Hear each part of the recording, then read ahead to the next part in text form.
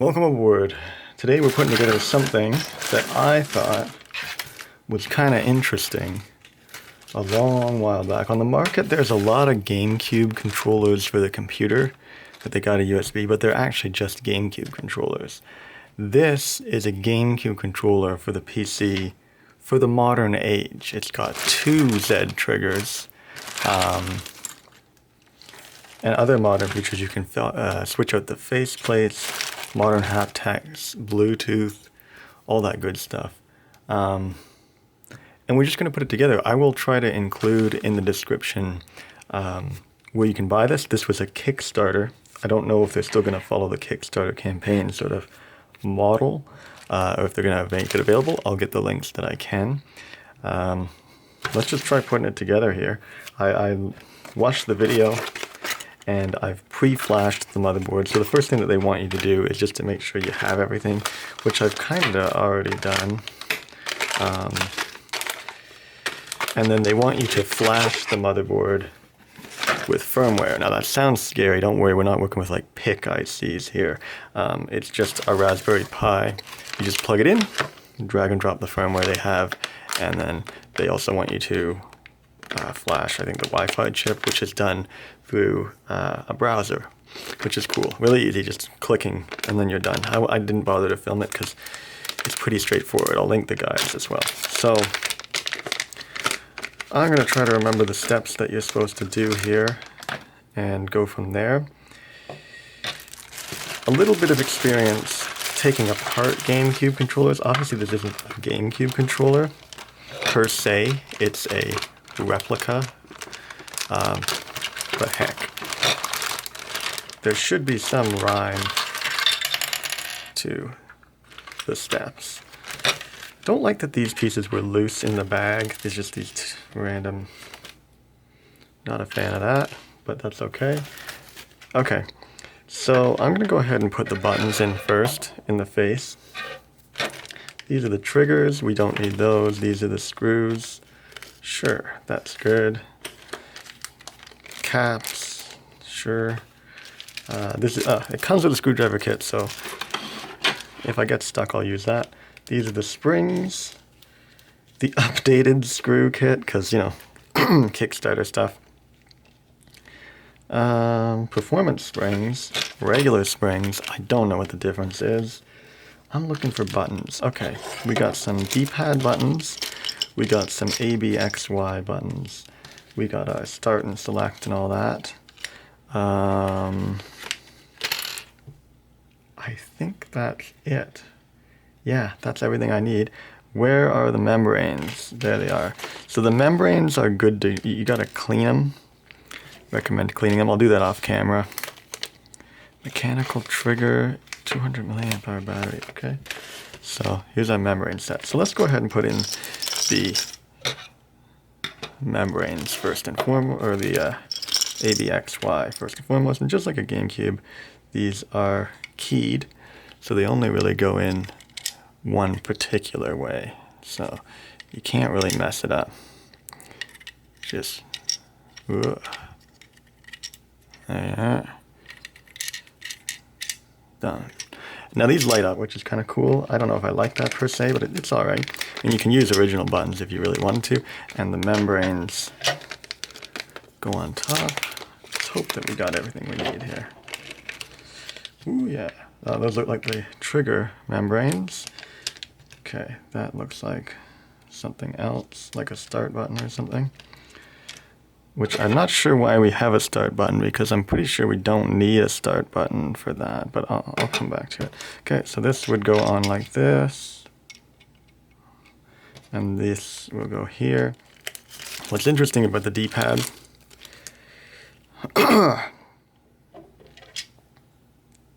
is that you can put them in any direction you really want, because it's a split D-pad. Kind of weird.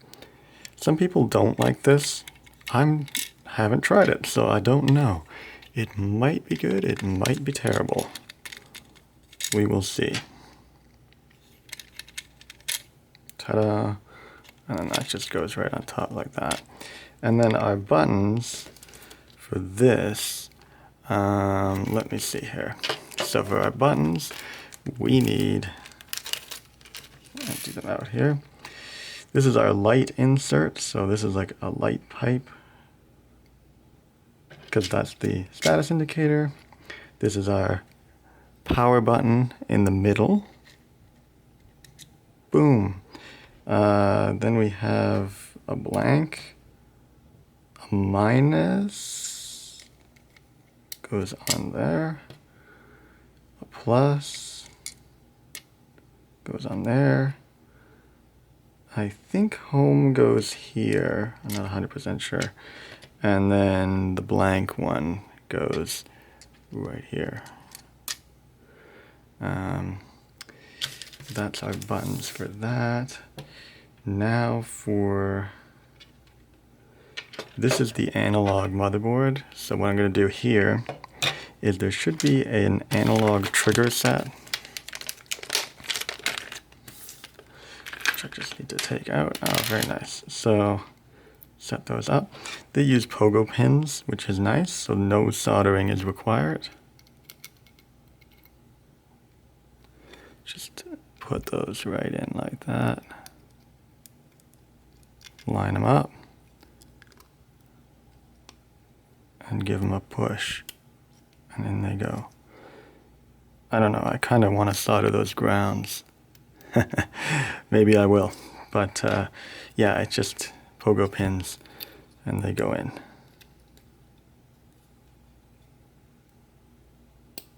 That's it. We'll see. If I have issues, I will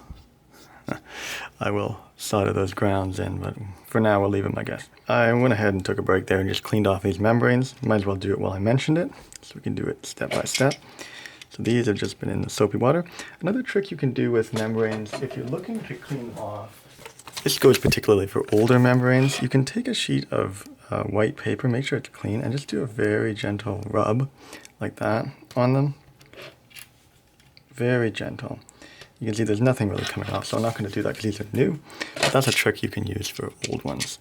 Anyway, so that's good there. This is good here. I genuinely don't know where this goes. This is like a classic start menu option on the GameCube. I'm not sure where that goes. We're going to move on. Let's go ahead and place our digital triggers, so these just slide in. They got a similar look to the original GameCube here. I'm seeing that the solder joints are touching. Hopefully that's okay.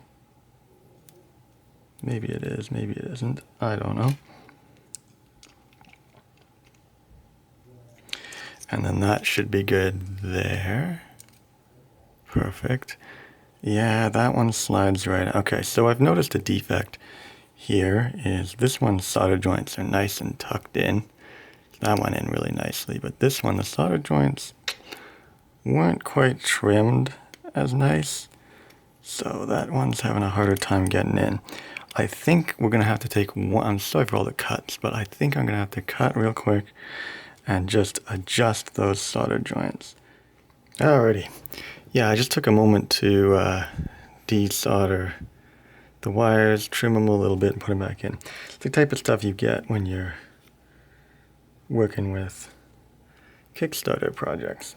Okay, so I think that should be fine. These wires are, I think they tuck out like this. Yeah, like that. Okay, that makes sense to me. And then we're just gonna, if you look, there's little clips on the top that we're gonna click into place, and that kind of gets held. And then we put our wires into our connectors here. There we go, very nice. And the same on the other side here. Get that up there.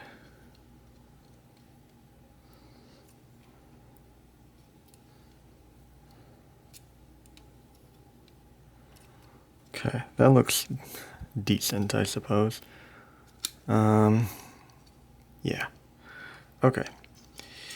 Now, apparently I can screw these in with the screws. So I'm going to use the updated steel screw kit because that sounds like the deal.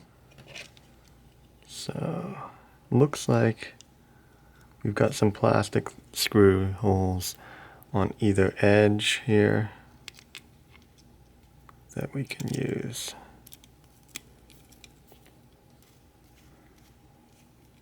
So it sounds like we're just creating more threads, just with that little bit of grit. Go gentle on it. Looks like it's good. Okay, I'm gonna prepare so these are good here. I'm going to prepare the haptics. So these are the HD rumblers. And from what I saw, the wiring on these is very delicate. Ooh, you can feel that. So they actually go the other way. The wires, like this. And for safety's sake, it's best to just tape these down. So I'm gonna grab a little bit of tape, and we'll do that. So I'm just folding these gently, like this. And then I'm gonna put some tape around them. We're using plain old Scotch tape here to put this on. That's what they recommended in the video. I feel like capped on tape would be nicer, but you know what? I don't think there's going to be that much heat. So we're going to go with plain old tape. Make sure the wires aren't too bunched up here when I fold them. And that just gives a little bit of security. I get why they say to use the tape, because it's very fragile wires we're working with here. So the tape gives a little bit of extra, trust that it's not going to just snap off when you're dangling it by the wires, which we're going to be doing for a little bit here. Okay, so let's plug each one in. It's right here on this, right here on this little prong. So, it's a little bit fiddly. Hoping to get away with not getting my tweezer set out. There we go. Got her in. And the same on the other side, I assume. Yeah, I think so.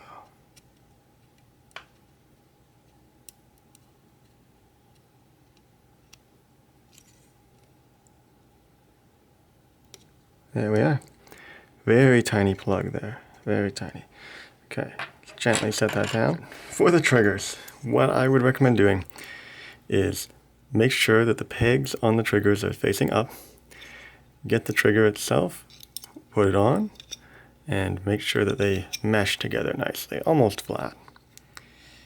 And then take your casing. I'm almost out of battery on the camera. Let's see if I can do it before it runs out.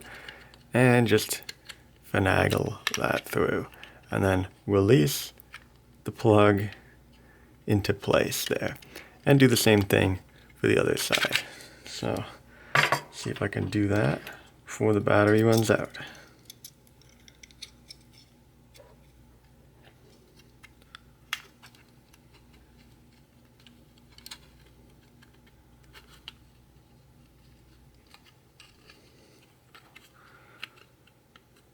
There we are. And finagle that in. And there we are. There's our triggers. So that's good for now. Now, with the buttons in place and all that, what I'm going to do is put the PCB into here, but let me get a charger for this camera. For this next part, we're going to go ahead and put in the right analog stick. For that, we need to take the little ribbon. They include two in case you're all thumbs, which sometimes I can be. And we're going to lift up this tab right on the left. I guess it's technically the right side, depending on where you look at it, but this tab over here, and we're going to put it blue side up. Just like that. push that down, give it a gentle, oops, not on camera, push that down, give it a gentle tug. It's still good.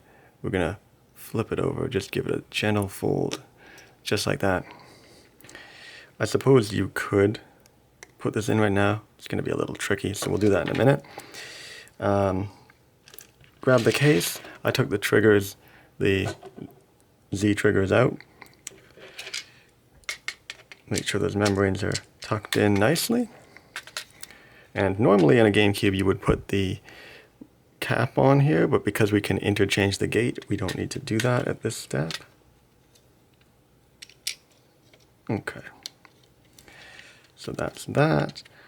Now again, we're going to continue using short Torx screws. These are the last of the short Torx screws.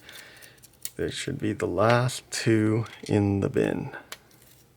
And gently just screw those down till they're about tight.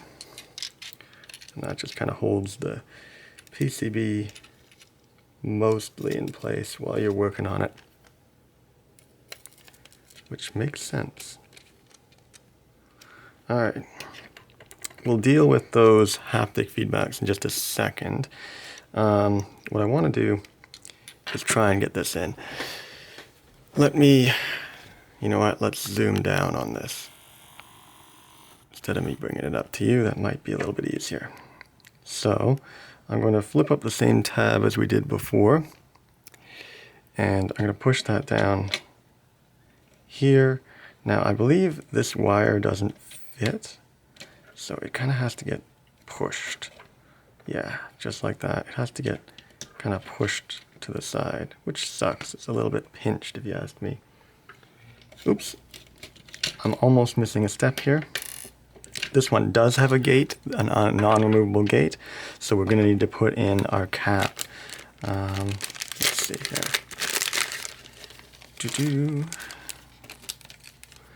So, for the cap,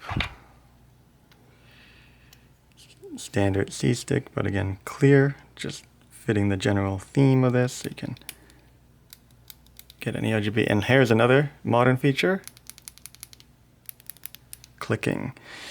Yeah, there's a lot of nice modern features. This is a modern controller shaped like a GameCube. I really like this design. I hope you can see why I went for it. It's a modern controller with that classic GameCube shape and feel. So, screw that in. I think I just stripped it. Great. Fantastic. That's okay. It'll get held in. Most of this is held in by friction anyways once it gets clamshelled together. So I'm flipping up that tab again right there, and I'm just going to push this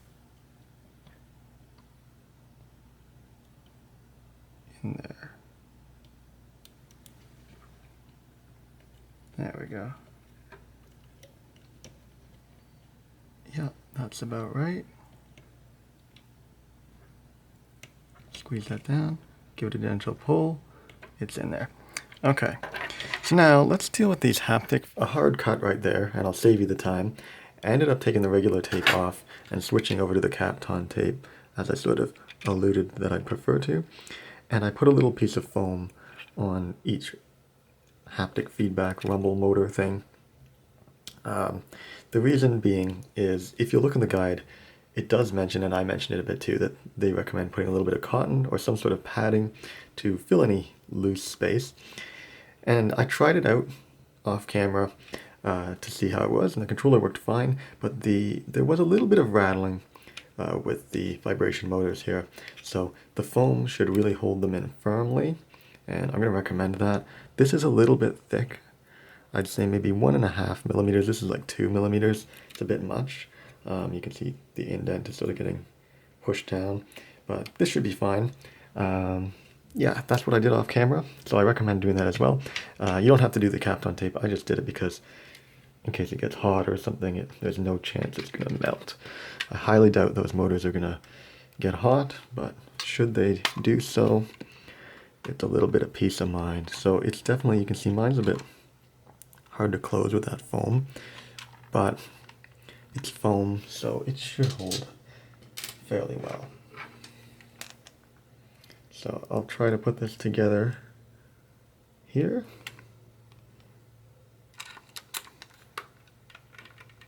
Making sure that clicks together nicely. Yeah. And the same on the other side. I'm going to do these ones because they're going to have the most resistance, so to speak.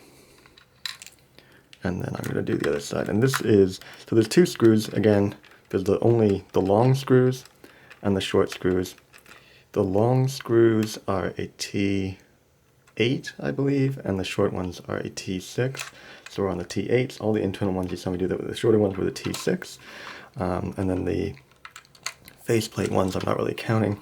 Those are also T6, but they're flat for the gates. So that's good there. You can see this is a little mushy. I don't know. I think it's okay.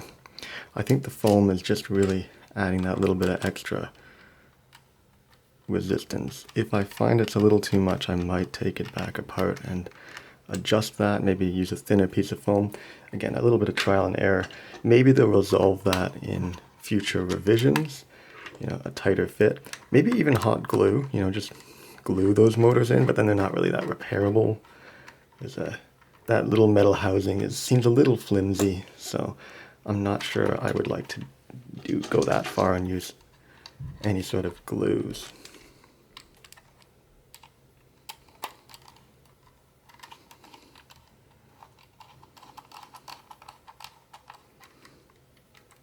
Alright. And the last one. You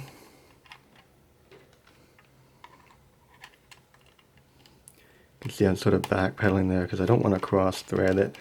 This plastic seems like it strips fairly easily. Okay, so that's that. The way this works, there's many different modes. I think it defaults to switch mode. Again, I'll link the documentation where you can buy this if you can buy it right now. And how to flash the firmware as well will be in the description. But I'm putting it in Steam mode because I'm using the computer. I think you can use it on Nintendo Switch. I don't know about PlayStation or anything like that, but I know you can use it on the computer. So you hold B for this and then power it on.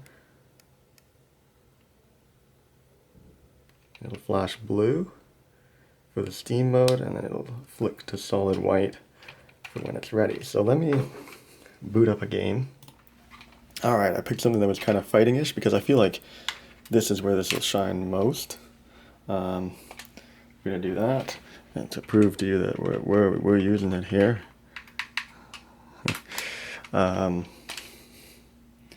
It has been a while since I've tried Windjammers 2, I'll be honest. I don't remember the controls too well. But we're going to try it out here. And I'll try to keep these on camera the whole time so you can see that I am using the controller. That's the best that I can. Alright. So